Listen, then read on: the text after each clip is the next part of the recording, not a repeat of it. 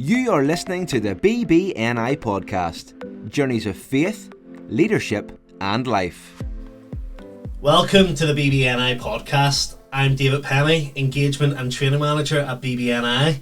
At BB here, our object is to advance Christ's kingdom.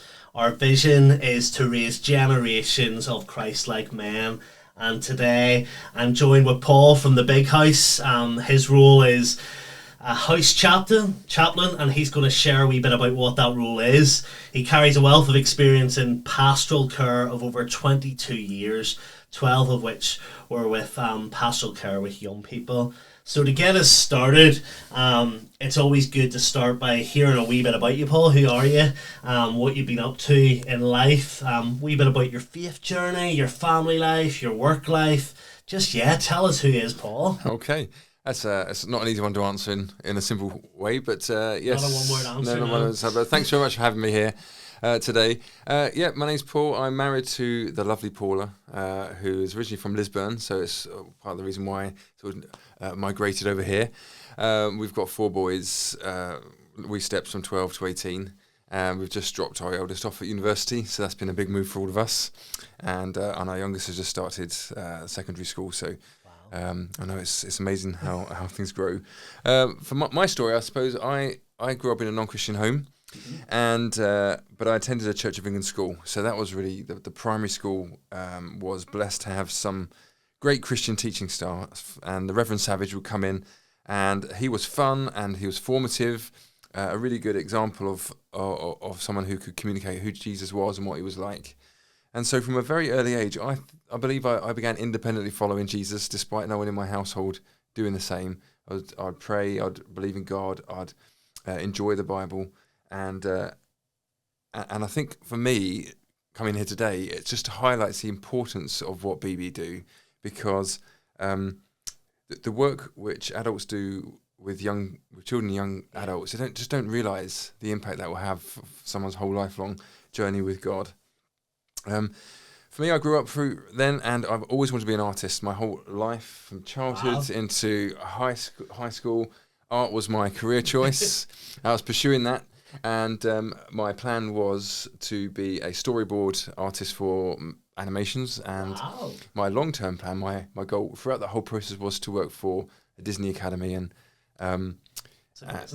but it didn't happen. Because I got to art college, that was brilliant. But whilst I was at art college, I felt called to ministry. And you were going to tell us something really interesting. Oh no! You drew some sort of Disney character out there that we never really. Well, I did once get a letter back from Disney. You know, they enjoyed my drawings, and they. And I treasure that letter. That's as much as it said. We enjoyed your drawings. You're good at frames. Yeah, that's it. So you're good at drawing, yes. Yeah, well, Disney say so. Exactly.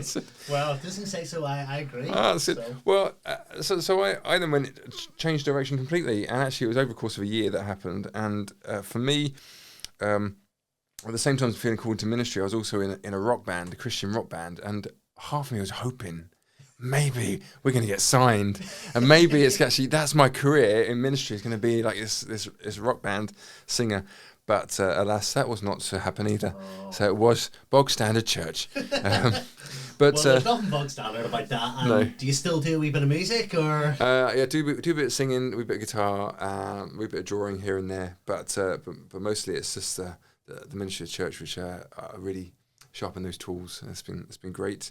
So I ended up in ministry, but on my way there, I became a youth worker for some time, working for a church and community worker, and eventually trained for ministry. And then, really in the past, I've led churches. I spent most of that time concurrently in chaplaincies working with young people, and then latterly working for the Big House, which is my role is primarily then about pastoral care and discipleship. Yeah, and the vision of the Big House is that you want every young person to know they are made, known, loved, valued, and worthy of respect. Yeah. Can you unpack that a little more? Share with us maybe the Big House story. I know from working with you as an organisation in the past, there wasn't always a house. Now there is a house. Tell us a wee bit about how the Big House came about. Yeah, I suppose, those values which underpin our work are really grounded and rooted in Angie Angela Minion's, I suppose, vision for what the Big House is about. Her story is herself. She was a young person who was sick all through her teenage years, right into her early 20s, and it was a debilitating sickness. She had ME and wasn't able to move, and it was just completely limited her whole childhood. But it was at a time where the church didn't really know what to do with people like Angela, and yet she was walking well with God, and she felt that God gave her this vision of a house where young people like her in that situation can know these things, that they are made, known, loved, valued, and worthy of respect by God, and that vision really is something that, as she emerged from sickness, started to become a reality of a place. So the Big House began with that vision, and then about 16 or so years ago, the Big House became a very small office. They were sharing an office space, and then they moved into their own office space, and out of that office flowed the work of the Big House. And so our curriculums, our weekends away, our camps and mission, all happened really out of that small space, but with the vision to always have a place of retreat for young people and for those who love them. And in 2020, during COVID, the house was found, and the means and the supporters to purchase the house. And really, so we eventually purchased the place, and we had the Big House. And you've been up here, David. Yes. I mean, it's a lovely spot, house. isn't it? Yeah, really nice. House. It's a great spot. It feels so homely, but it's so big. Mm-hmm. And we've got about 2.5 acres of land around us, beautiful gardens, and it's such a really peaceful place. But we call it like a thin place because you can really sense the prayer that goes into that as a community, and our heart for young people and those who love them to encounter God when they're with us. Yeah, and there will be many of our listeners who are BB leaders, some who aren't, that will know of the Big House. We've partnered with you in the past for training and things, but it's just interesting to hear now you're at a place where there's a big house, as we've always heard the organisation's called that, and the vision behind that. Your role as chaplain then, so what does that look then daily? Yeah, so my role as chaplain would be I think I'm primarily responsible for pastoral care, so those who use the Big House as a place, either if they're at our location, but also if we're doing something elsewhere and I'm involved, I will go and provide that pastoral support, coordinate the prayer, because I suppose for us we want to be a place of prayer and a community that's trying to, I suppose, model the practices of Jesus. So not just to be a venue to attend, but actually a hub of people, whoever orbits around us, actually can catch a glimpse of what Jesus is like through our practices. And then to provide some training out of my experience, but also using the incredible gifts of our other staff members to really just cheer on those who work with young people and the young people themselves as they live their lives, just really with that heart, of the heart that God has for them. And there's yourself and other staff members. Who would that involve? Like, just share a wee bit with us. So we have Chris, who's our program worker. So Chris would be someone who would go out and provide curriculum or program. So for example, with a BB, he might come and do your BB evening with some of our curriculums or something bespoke, which was maybe necessary from your group. Or Chris might lead a group as they come up to the house and have an away day with us, or an overnighter camping on our grounds or in the house.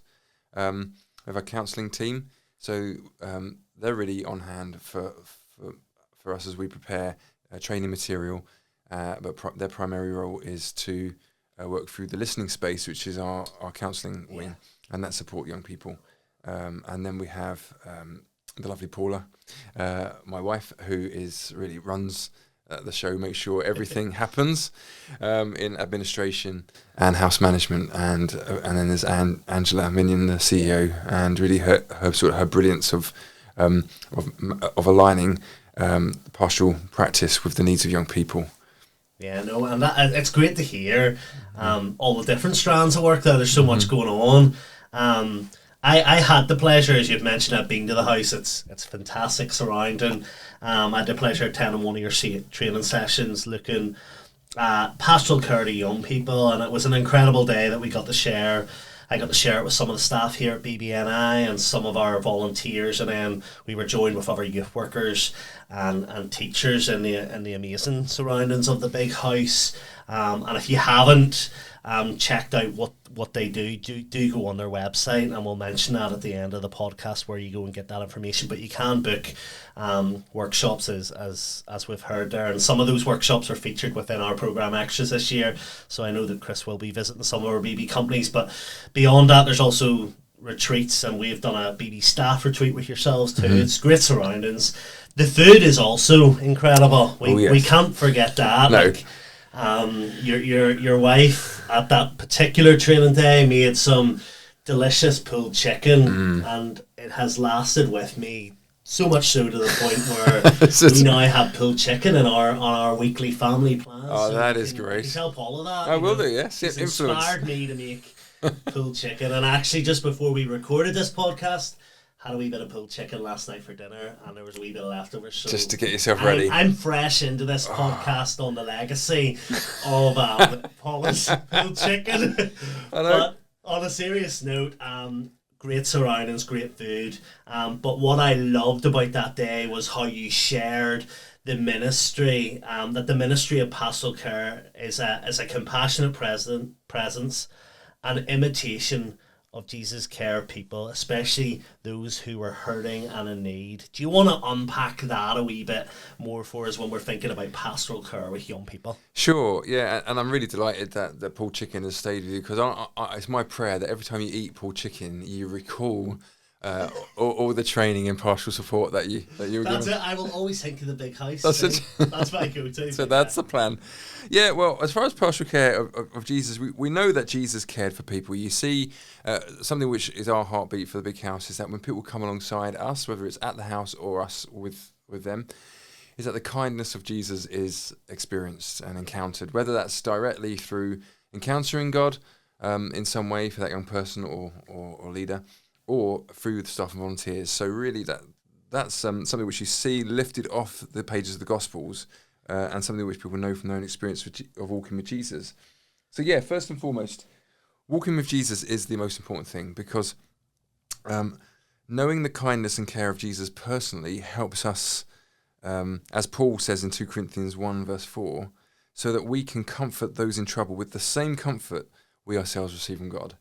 And so for us, the imitation of Jesus' care of people is something because we have experienced that ourselves, either through Jesus or through his church. Being present in a young person's life, to being actually present, and by that I mean undistracted, is a chance for us to show the kindness of Jesus and share that kindness in the same way that we see Jesus interacting with those who are hurting or in need. You read in the Gospels.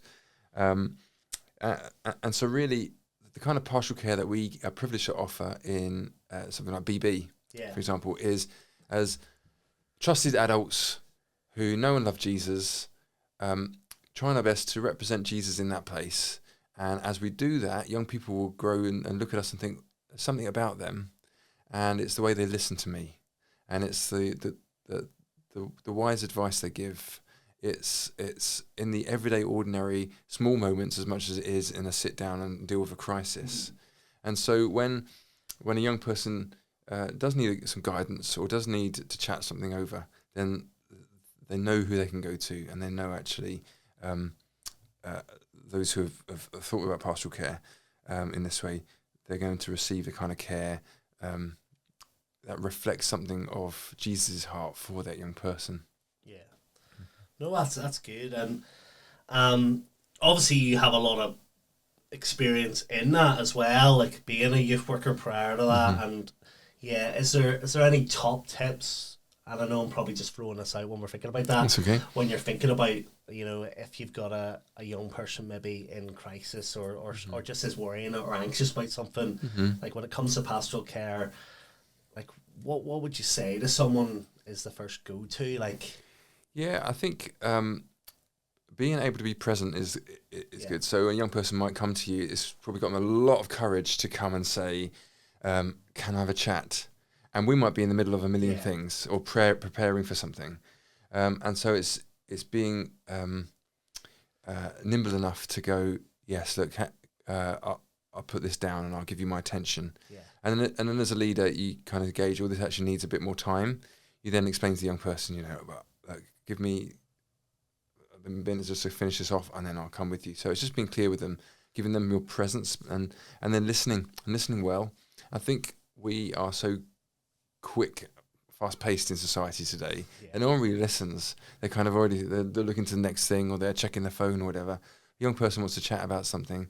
Make sure that you give them full attention, and we call it sort of to listen, on purpose, if you like, and then I suppose trust the compassion of Jesus that's been revealed to you, and trust that will be revealed to that young person. That as you listen to them, don't try and necessarily fix them in that situation. They just really want to share with you, and then take a beat. Don't rush in.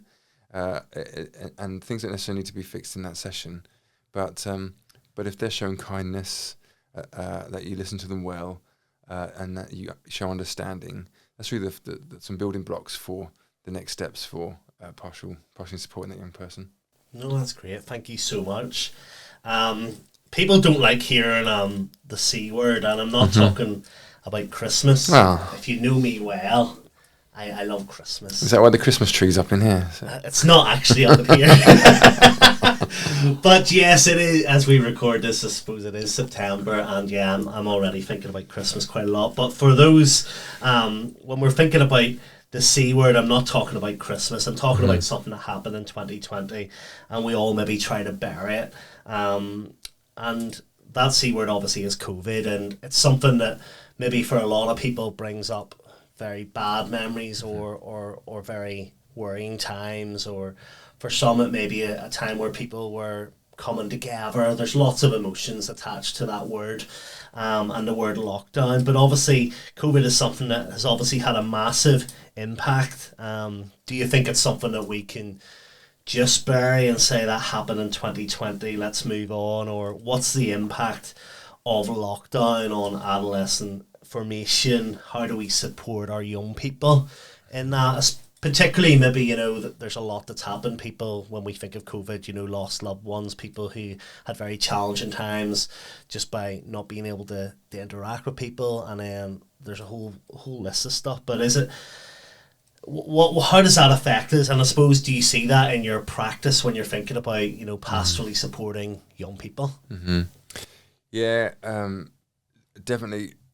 The ongoing effects of COVID, and particularly of lockdown, I'd say more so than obviously the tragedy of the pandemic, but the ongoing effects of lockdown and the pandemic are massive, and you're seeing it evidenced in many different ways. But for young people, what happened to them was, if you can imagine, whatever age they were at when the pandemic happened, and those sort of 2 really crazy years of lockdown and unlock and lockdown again and so on. Whatever age they were at during that 2 year period, there's a 2 year part of their formation as young people which got skewed. Yeah. The wiring was all a bit as it shouldn't have been. And so if you were, someone who was transitioning from primary school into secondary school, your last year of primary school and your first year of secondary school were just really interrupted massively. Yeah. Or if you were starting GCSEs, or if you were in the second year of secondary education and you were starting to make friends, and then all of a sudden you couldn't see your friends, and particularly if you were a boy, because boys didn't really pick up the phones. Yeah. So for 2 years, you were isolated more so than maybe I'm stereotyping slightly, but girls tended to communicate a bit more on the phones and so on during that season. So their formative years and their maturation, so them becoming independent people, was really affected. And I talk about a bit like weeds in the garden. So you imagine, so you have a lovely garden and everything's flourishing, blooming, and it's growing away. And then for a 2 year period, you couldn't really touch the garden, and there were weeds growing up around the plants, and really just inhibiting their growth, inhibiting them flourishing. And so really what we're seeing now is the effect that has had on the garden, or really the effect that's had on young people's lives. So whether that's in heightened anxiety, which is really one of the main factors we're seeing. Sort of social anxiety is difficult as well, because naturally they were shrunk away from that during formative years. Finding people's relationship with school is difficult, so that's hard as well. And behaviour as well has been tricky, because as far as regulate themselves when things get a bit too much or stressful.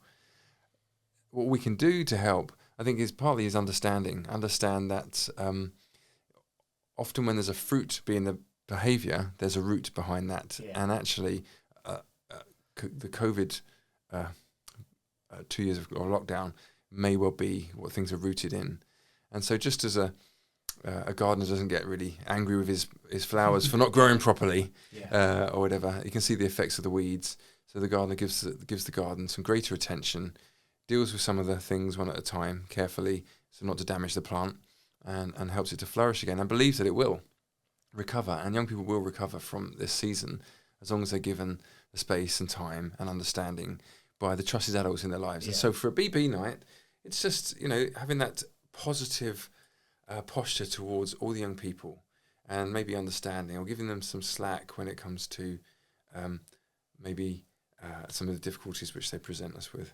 Yeah, and I think that's important, because it's not just a case of burying it and moving on. There is legacy there, and from that lockdown that has affected them. And like we all just want to move on. We all just want to talk about it. No, it's just that happened. It's not that you want to talk about it, but I think we just need to, as you've, I suppose we've summed it up there, is recognise that was something significant in their formation, and it still is having that significant effect. And so the brilliance, though, of something like BB is that constancy in these young people's lives, week in, week out, and even the relationship that was built with them before and during and after COVID means that the BB leaders are in a great place to just be that kind of stabilising factor in helping the young person sort of regulate themselves when things are a bit tricky for them. Yeah, no, thank you for that.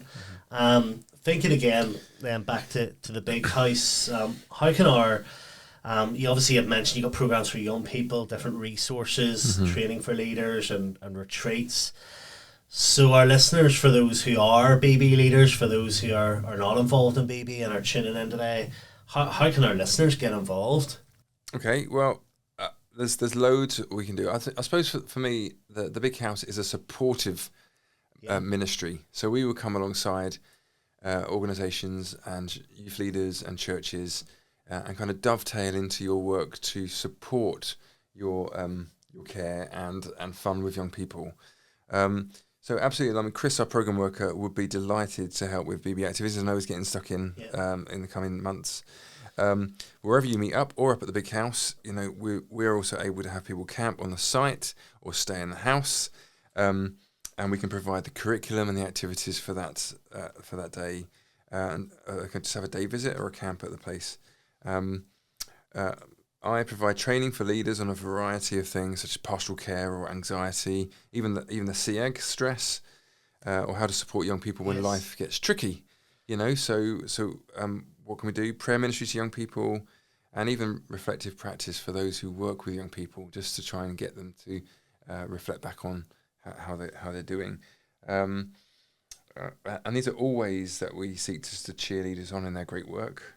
And if you don't have to be in BB to be part of that, we have youth activities, all our training and our retreats are available to everyone. We really just want to encourage you as you encourage your young people. Yeah, and if we were to say we want to pray for you guys, is there anything in particular to pray for the big house? Or? Yeah, we'll always value prayer. I think praying primarily for our end users, praying for the young people who somehow we are alongside. Which is really important, and I'm sure that is the heartbeat of those in BB anyway, to pray for the young people who are in your care.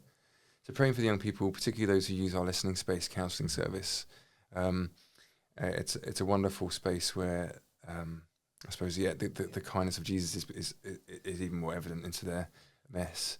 But praying as well for us in that I suppose in the stretch, I mean, a lot of charities like ours are stretched resource-wise, and but we do believe in a God who provides, and so it's just praying into that stretch as well, that we know provision for this work. No, we certainly will be praying over all of that work. And you mentioned our listening space. Is that an accessible for everybody? Listening space is for sort of, I suppose, 12-year-olds up to 18, and it's accessible for so a young person can refer themselves to listening space via the Big House website, or parent can refer them with teachers, church leader. We've had referrals from GPs as well and social work teams, and really it's when you feel you could do with someone to talk something over properly with someone who can give you some strategies and some support. Just get in touch, and we'll see how we can appropriately help. That counsel service is available, and thank you for sharing that. Before we wrap up this episode, we're blessed as an organisation to work with over 2,500 leaders who serve God through the ministry of Boys Brigade here in Northern Ireland and Donegal. What encouragement or words would you have for our leaders out there who serve our young people through this ministry every single week? Some of them navigating maybe some of these pastoral needs that we've chatted about today. You've even mentioned there just at the tail end there about the CAG stuff and things like that. All of those things our leaders are faced with. How, would you have any words of encouragement or words for them today? Yeah, I suppose that the big one is to keep going. It is. I understand someone who used to be involved, I'm sorry to say, in scouting movement. Sorry, everyone's just switched off now. But I know that actually it's quite a task to be turning up every week and being prepared and organise an event. So, but it is so important. So don't undervalue the importance of what you do. You are playing such an important part in the lives of young people's formation, and helping them grow healthily as well, and primarily as well alongside your work with them. They're really experiencing what God is like, and you'll be able to demonstrate that to them. Now, I, as I said, was a Cub Scout. But I remember my Cub and Scout leaders clearly.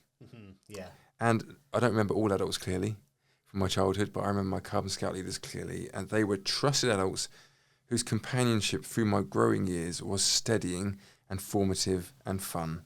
And I think BB leaders can also show and share what Jesus is like, giving the young people a clear picture of who Jesus is and Jesus' delight in them as young people. Such a privileged position to be in, and definitely worth the week in, week out. Sometimes feels like a slog, but hopefully it's a joy.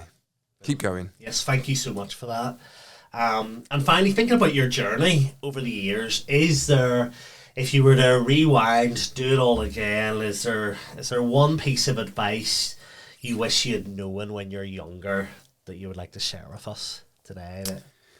Yeah, I think for me, the advice I would have loved to have heard, but probably would have ignored, is to slow down and just do what's in front of you. I think most of my life, really, that's been something that I need to be reminded of. Slow down, just do what's in front of you, and just trust God with it. Because I think as a young person, you're just so keen to get to the next thing and the next thing and plough on, but actually to slow down and be kind to myself. Yeah, wise words to finish up with there. Thank you. That was another fantastic BBNI podcast. Please do share this podcast with your friends, family, colleagues, and beyond, whoever you wish to, but we'd love to share it beyond. Thank you so much, Paul, for sharing with us today. Thank you for coming along. Oh, thanks for having me. Well, we'd be delighted to have you. We'd be praying for you and your role in the Big House and for the work of Big House Ireland.